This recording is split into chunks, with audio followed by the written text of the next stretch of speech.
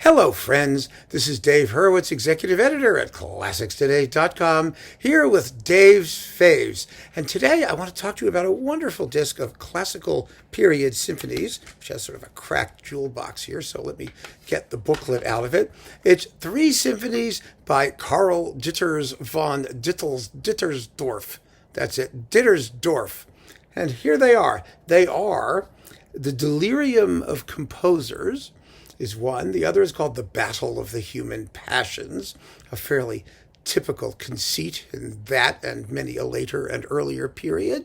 And finally, In the Taste of 5 Nations, the Failoni Orchestra is conducted by Uwe Grodd on Naxos. Now, these are really delightful pieces and full of fun and a little bit of cynicism. Dittersdorf was a very good composer. He wrote a fascinating autobiography, which was apparently completed like days before he died. His life turned out to be rather sad. A lot of his autobiography is about the cost of medicine and how useless it all is, which probably was a very common complaint in those days.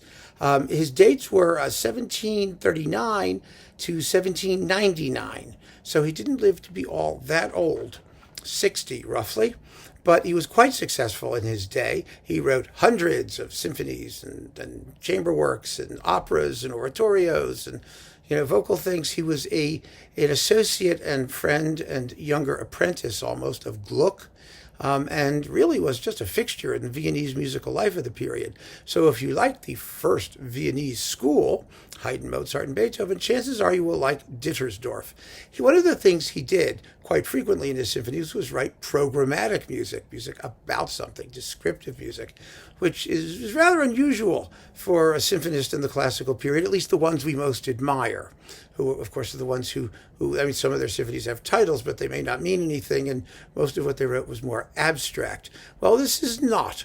And it's very, very interesting to note that even when the structure is that of a typical, say, 4-movement symphony, and some of these are not 4-movement symphonies, you still have that constant tension between music which is self-sufficient unto itself and music which is descriptive of something external.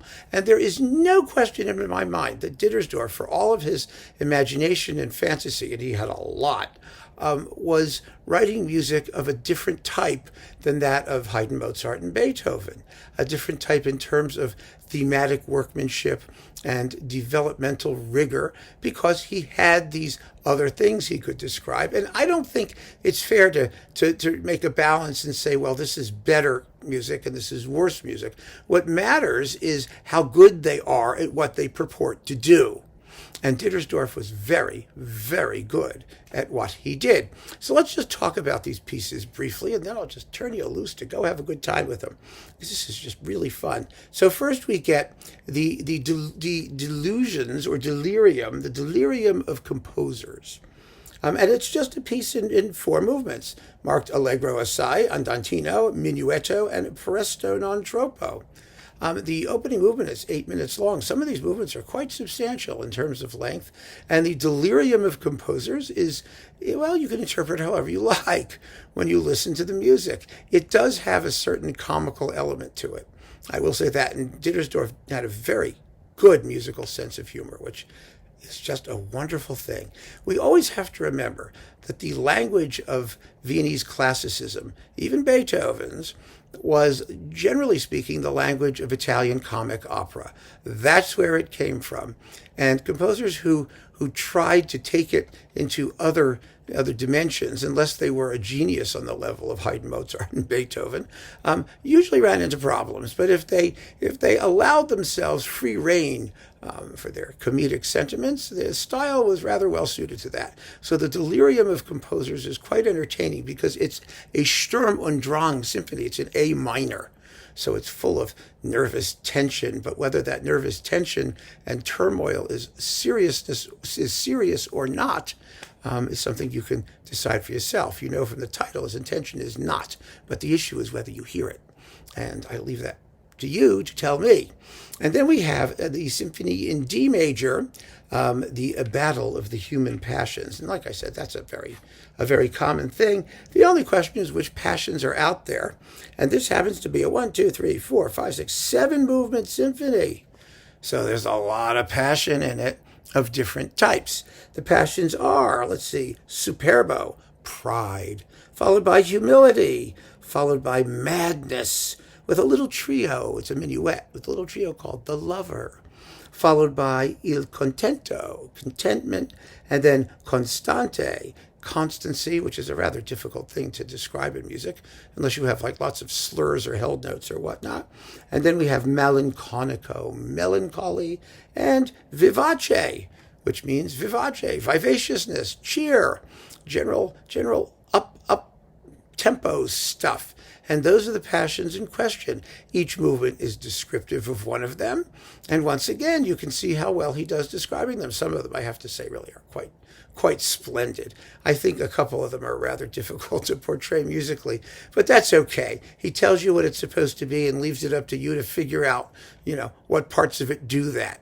And it's really a lovely work. But you can see in this work a little bit of that tension I mentioned between programmatic purpose and musical form, because a 7-movement thing like this is not going to sound terribly symphonic. It's more of a suite, because you've got a couple minuets, it's dance music, and a couple slow movements all mixed in and out, and you don't know where it is, you are in it particularly, and it doesn't have that kind of concision and tight motivic relationship that we find even in early Haydn and Beethoven and Mozart, the later stuff and whatnot. It's not like that. Here, the programmatic element rather governs the musical content rather than the other way around. And then finally, the National Symphony in the Taste of 5 Nations. This is fun.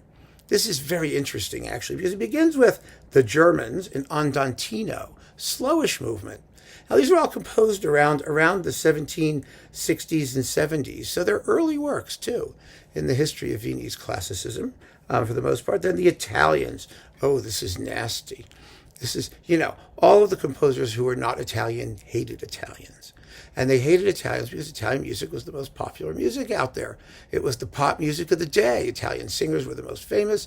The style of Italian opera was the style in which they were working. They didn't want anybody to know. People were doing their best to be different, especially Germans. It was the beginning of a certain nationalist feeling and sentiment. And so Italian music gets trashed, as it does here. It is a silly movement, full of mindless repetitions and themes based on simple arpeggio triads of simple chords. Oh, the Italians don't come out well here. Then we've got the English. The English are kind of boring.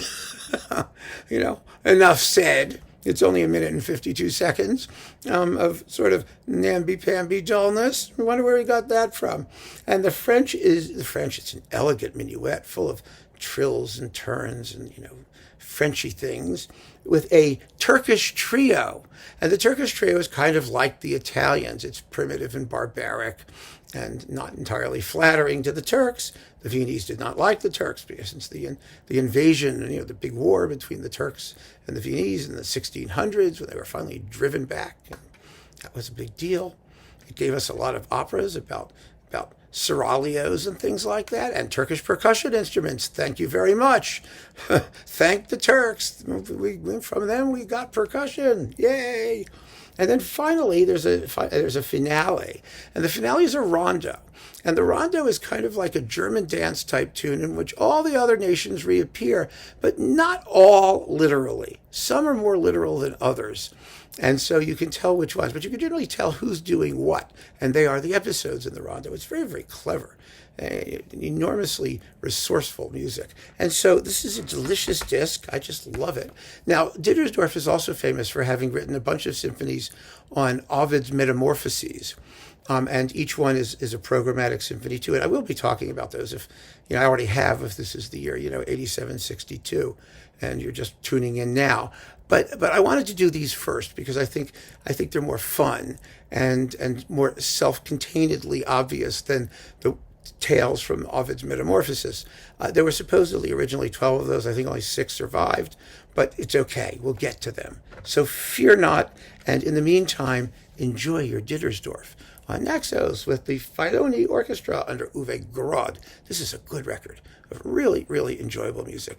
So keep on listening, friends. Take care.